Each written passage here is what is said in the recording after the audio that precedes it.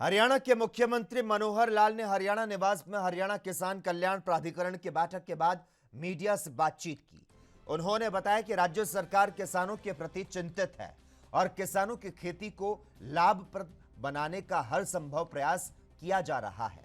राज्य में बारिश के कारण कुछ स्थानों पर जलभराव होने के सवाल पर मुख्यमंत्री ने कहा कि वर्षा के कारण होने वाले अतिरिक्त जलभराव की निकासी के प्रदेश सरकार द्वारा पूरे प्रबंध किए गए हैं। किसी भी किसान की वर्तमान में बोई गई फसल को नुकसान नहीं होने दिया जाएगा।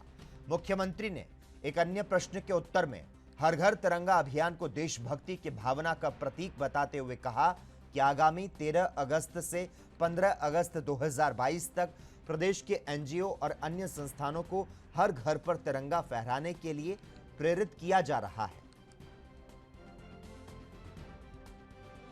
रटी रटाई बातें करना अच्छा लगता है, उनको कुछ नई खोज इसमें करनी नहीं पड़ती है। वर्षा के दिनों में पानी भी भरेगा, वर्षा के दिनों में पानी निकाला भी जाता है, वर्षा के दिनों में इस प्रकार की सारी बातें हर समय होती हैं। प्राकृतिक चीज़ों को हम रोक नहीं सकते हैं। हमारे यहाँ तो व्यवस्थाएं फिर भी अंडर कंट्रोल हैं। अब देखिए, मध्य प्रदेश है, महाराष्ट्र है, बिहार है, कितने प्रदेश हैं, इसके अंदर बाढ़ के अंदर बहुत कुछ नुकसान हो रहा है। लेकिन ये वर्षा के दिनों में ये हर वर्ष होता है और हर वर्ष हम उसकी मुस्तैदी से उसकी व्यवस्था करते हैं। और अगस्त के महीने में जब बरसात थोड़ा रुकती है, उसके बाद सारा पानी नेचुरल फ्लो के नाते ड्रेन आउट अपने आप होता है। बाकी जहाँ पानी रुक जाता है उसको फिर पंपिंग सेट के द्वारा पंप आउट करते हैं। तो वो सारी तैयारियाँ हमारी हैं। किसी को भी इस प्रकार की तकलीफ नहीं आएगी कि पानी में खड़ा रहेगा। और जहाँ तक किसानों की बाकी सुविधाएं हैं, सब सुविधाएं हम दे रहे हैं। चाहे उसके बिजाई के लिए खाद की व्यवस्था होती है, बीज की व्यवस्था होती है, इम्प्लीमेंट्स जो हम नई नई योजना रोज़ाना दे रहे हैं कि उसके अंदर हम उनसे रजिस्ट्रेशन कराते हैं कि कौन कौन से किसानों को एप्लीकेशन इसमें चाहिए, उसके अंदर सब्सिडी भी दे रहे हैं। इसलिए किसान को कहीं कोई परेशानी नहीं है। केवल परेशानी है तो विपक्ष के नेताओं को है, इसलिए कुछ ना कुछ बोलना इसलिए बोलते हैं। अमृत महोत्सव इस बार जो हम 75 साल की आज़ादी मिलने के बाद जो सारे देश भर में वातावरण बनाया जा रहा है, उसमें यही है कि देश के सामान्य नागरिक में, युवाओं में कैसे देशभक्ति का भाव ये जागृत हो, देश के साथ अपने आप को वो जोड़ें। और जब देशभक्ति के भाव के नाते से समाज जब काम करने लगता है तो देश की प्रगति अपने आप बहुत चीज़ों में होती है। सोच बदलने का विषय होता है। तो इस प्रकार इस अवसर का हम आह्वान करते हैं कि घर घर तिरंगा, या हर घर में तिरंगा लगना चाहिए।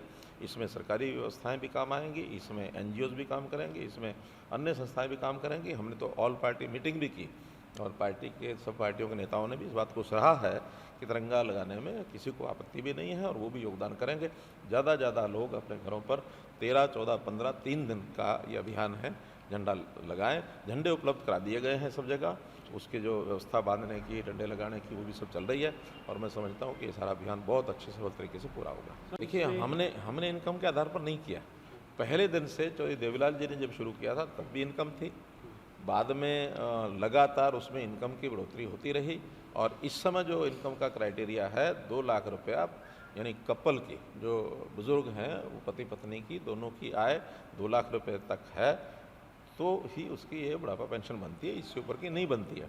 लेकिन कुछ लोगों ने जब कभी चेक नहीं किया, कभी उसका कंट्रोल नहीं किया, और अच्छी इनकम के ऐसे जो लोग हैं उनकी भी बुढ़ापा पेंशन बना दी गई है। नई पेंशन अगर बनानी है तो आखिर बजट के अंदर ही सारा कुछ रखना पड़ेगा। जो पात्र नहीं हैं उनको पेंशन न मिले, पात्र जो हैं उनको पेंशन मिले। और चाहे बुढ़ापा पेंशन है या कोई और सुविधाएं हैं, जो भी उसके पात्र लोग हैं, गरीबी रेखा के नीचे के जो लोग हैं, चाहे राशन की बात है, चाहे